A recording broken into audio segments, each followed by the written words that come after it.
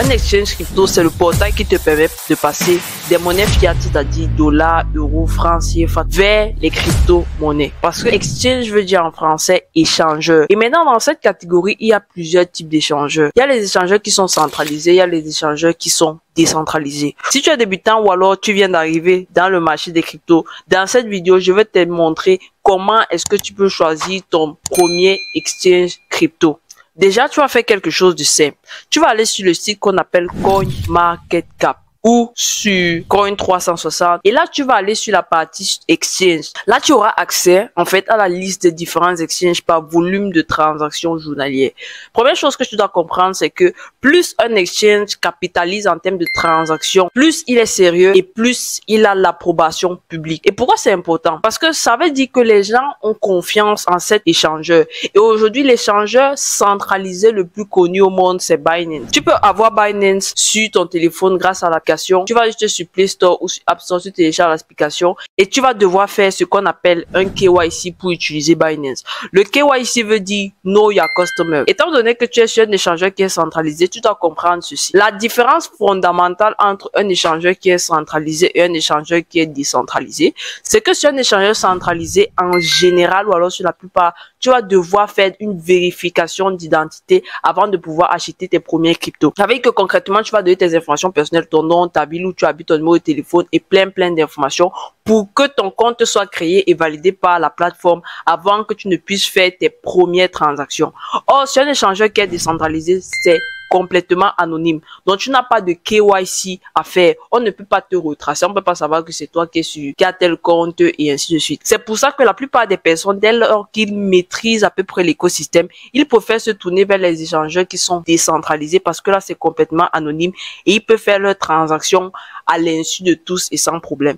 Maintenant, au début, est-ce que pour toi, ta privacy, c'est-à-dire ta vie privée, est importante et tu ne veux pas, par exemple, que on te retrace, alors là, tu dois décider d'aller sur un échangeur qui est décentralisé. Mais si tu te dis, ok, moi, j'ai pas de problème, en fait, et je peux accepter que mes informations personnelles soient prises, je passe par un échangeur qui est centralisé. Parce qu'il faut pas se mentir. Un échangeur qui est centralisé est plus facile d'utilisation. Ça, c'est vrai. Mais la contrepartie, comme je t'ai dit, c'est qu'il faut faire le KYC. Un échangeur qui est décentralisé, il faut avoir plus de connaissances pratiques parce que là, tu vas devoir utiliser ce qu'on appelle un portefeuille qui est décentralisé. Et là, en fait, ça veut dire que tu dois te créer un portefeuille sur la blockchain, donc via une application blockchain. Et là-bas, tu es le maître, le possesseur de tous tes cryptos. Ça, c'est d'abord une différence fondamentale qu'il faut faire avant de procéder à n'importe quel achat. Ok, donc tableau récapitulatif. Un échangeur centralisé, entre parenthèses, Centralized Exchange, c'est une plateforme sur laquelle tu vas devoir passer un KYC avant de faire tes premières transactions. Premier point. Second point, les cryptos que tu vas acheter ne vont pas réellement t'appartenir parce que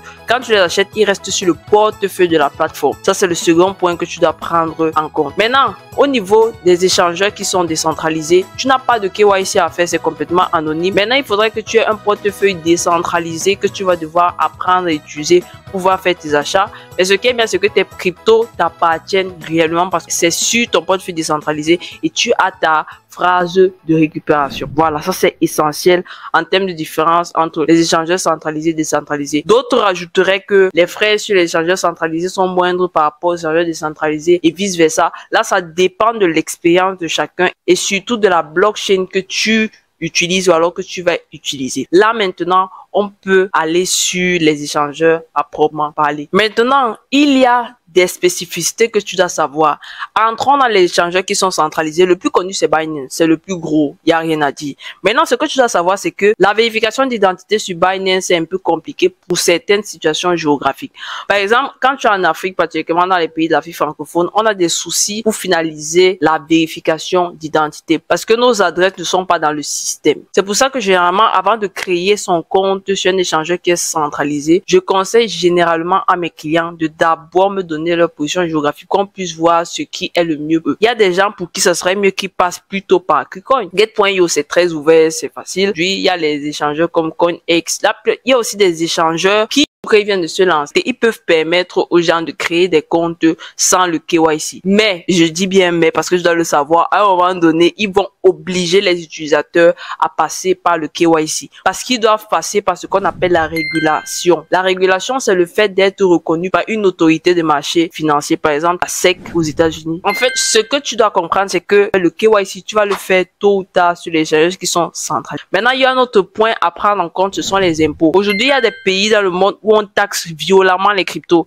Il y a d'autres pays où on ne taxe pas les cryptos. C'est pour ça qu'il y a des gens qui préfèrent soit s'expatrier, aller dans un pays où on ne taxe pas les cryptos, ou alors rester dans leur pays, mais passer plutôt par des échangeurs qui sont décentralisés pour ne pas avoir payé les impôts. Ça, c'est les deux principaux à prendre en compte. Donc, ça, c'est pour ce qui est dans des échangeurs centralisés. Mais en termes de sécurité, le plus reconnu, comme je t'ai dit, c'est Binance. Je te recommande pas d'aller créer des comptes sur un échangeur qui est centralisé, qui est obscur, c'est-à-dire qui n'a pas beaucoup de volume, qui n'est pas réellement reconnu.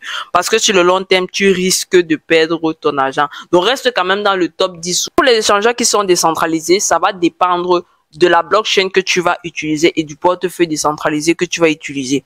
Comme je te disais, sur un échangeur qui est centralisé, tu as tout qui est stocké sur ton téléphone, sur l'application, donc tous les portefeuilles sont mélangés, tu n'as pas de problème. Mais quand tu décides de passer par la décentralisation, donc de passer par un exchange qui est décentralisé, tu dois comprendre que à chaque blockchain, il y a des DEX, donc des échangeurs décentralisés qui sont dédiés. Et donc, à chaque blockchain aussi, il y a souvent des portefeuilles qui sont dédiés. Donc là, ton travail est double. Tu dois non seulement maîtriser les blockchains sur lesquelles tu vas aller, maîtriser les portefeuilles décentralisés que tu vas utiliser, et enfin commencer à connaître et maîtriser aussi l'utilisation des DEX spécifiques sur lesquels tu vas vouloir faire des transactions. Je vais mettre aussi dans la description un lien vers lequel vous pourrez aller cliquer et vous retrouverez les différents DEX par blockchain ou par écosystème crypto. En résumé, comment choisir ton échangeur crypto pour la première fois? Il y a des critères que tu dois prendre en compte.